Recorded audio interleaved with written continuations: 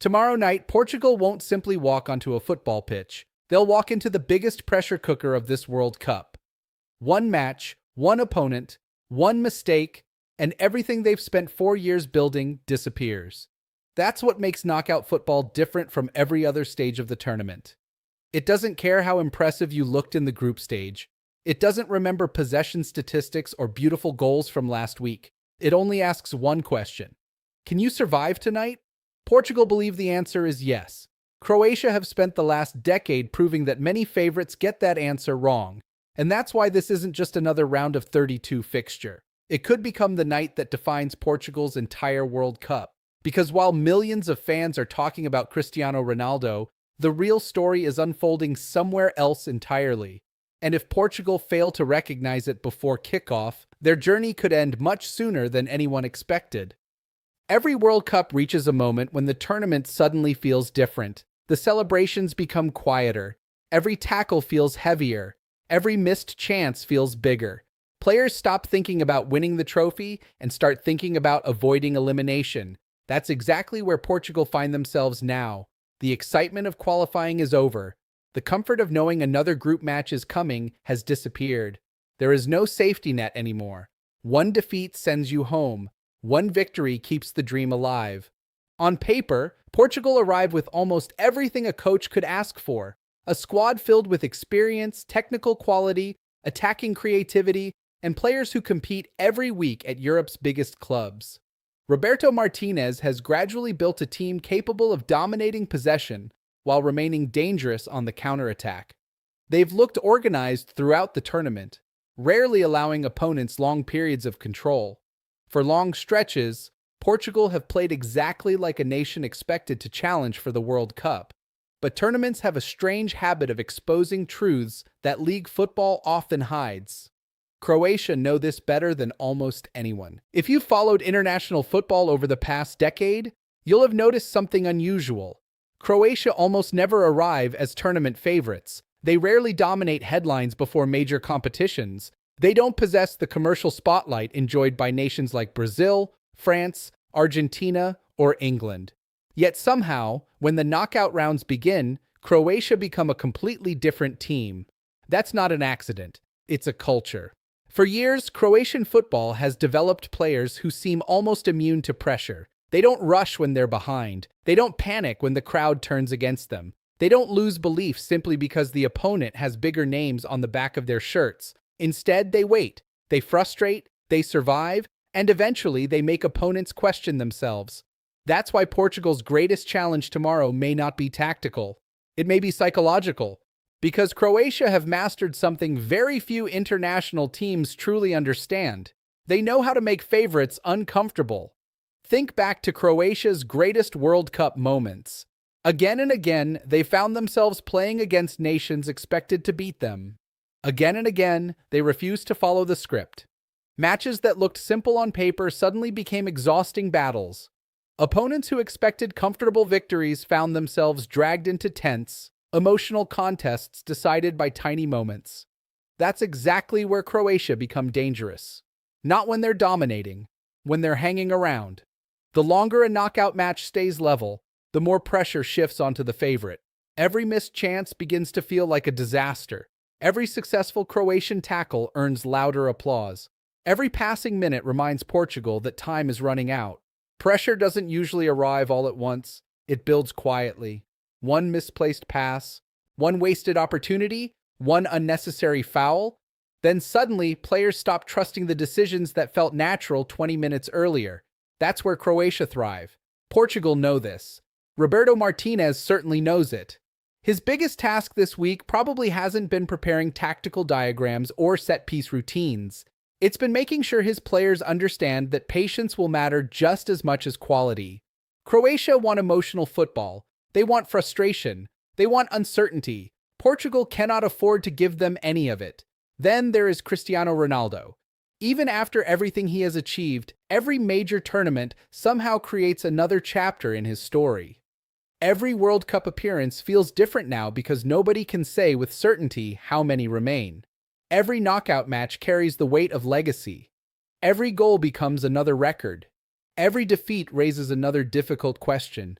That creates enormous pressure, not only for Ronaldo, for Portugal, because whenever Ronaldo steps onto a football pitch, expectations follow him. Opposing defenders know stopping him can completely change the emotional balance of a match. Supporters expect moments of brilliance because they've seen them so many times before. Cameras follow his every movement. Every touch becomes a headline before the final whistle has even blown. But this Portugal team has quietly evolved. They're no longer waiting for Ronaldo to rescue them. That's perhaps the biggest difference between this generation and previous ones. Bruno Fernandes has become one of Europe's most intelligent creators, capable of unlocking compact defenses with one perfectly weighted pass. Bernardo Silva controls tempo almost effortlessly, constantly finding spaces where none appear to exist. Rafael Leão offers explosive pace capable of turning one transition into a clear scoring opportunity within seconds. Vitinha brings composure under pressure, while Portugal's backline has shown increasing maturity throughout the tournament. In other words, this is no longer a one-man team. It's a complete football team. And yet complete football teams still lose World Cup knockout matches every 4 years. Why? Because knockout football isn't always decided by who has the better squad. Sometimes it's decided by who makes fewer mistakes. Croatia understand that better than anyone. Watch them carefully tomorrow. They won't chase Portugal all over the pitch. They'll protect central spaces, they'll force Portugal wide, they'll invite crosses, they'll slow restarts, they'll break rhythm whenever possible. To some supporters, it might even look negative. To Croatia, it's survival. Every minute without conceding increases their belief. Every Portuguese attack that ends without a goal becomes another small victory. Football analysts often focus on possession statistics. Croatia focus on something much more valuable: control. Those aren't always the same thing. Portugal may finish the night with 65% possession. Croatia would happily accept that, because possession only matters if it creates goals.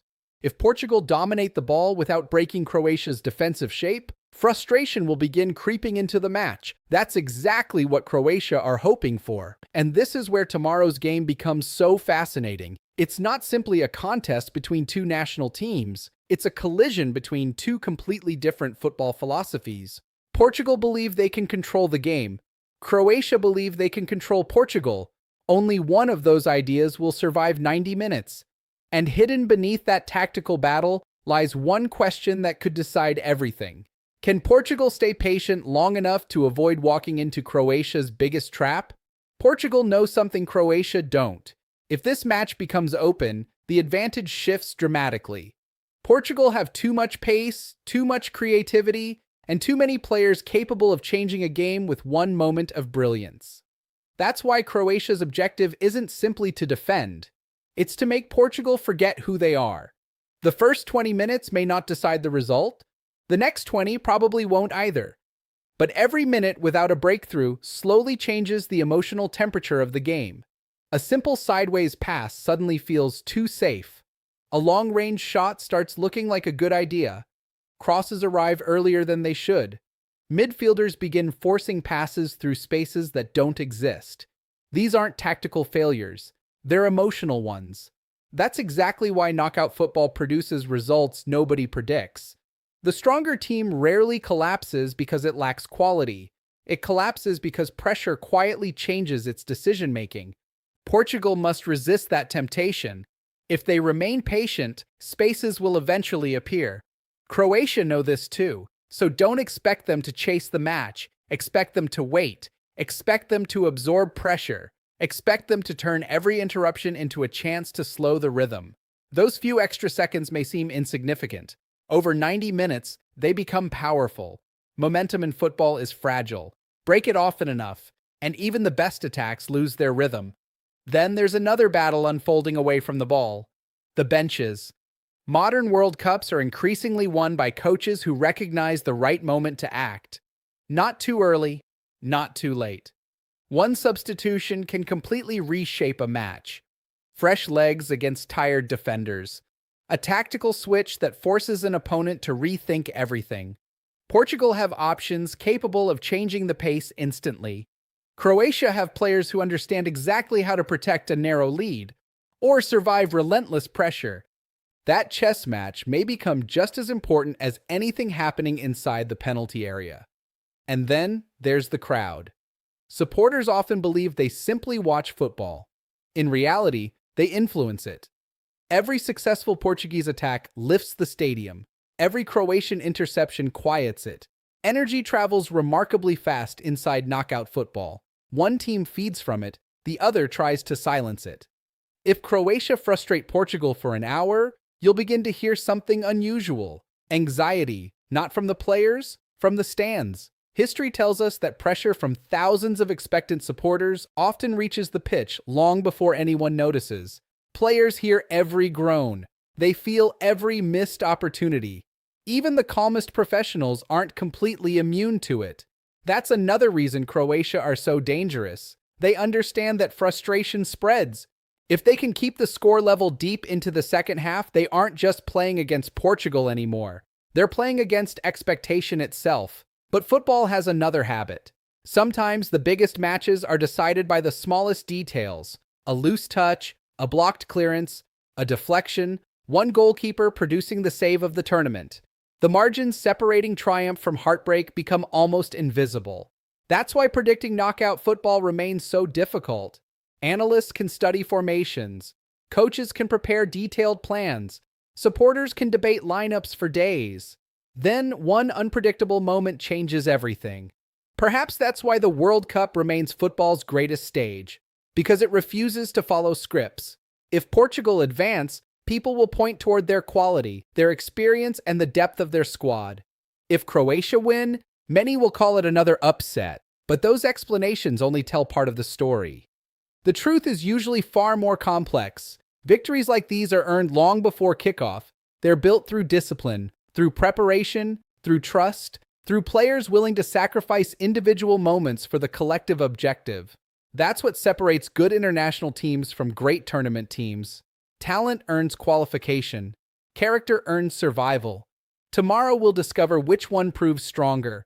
Portugal possess enough quality to challenge anyone left in this competition.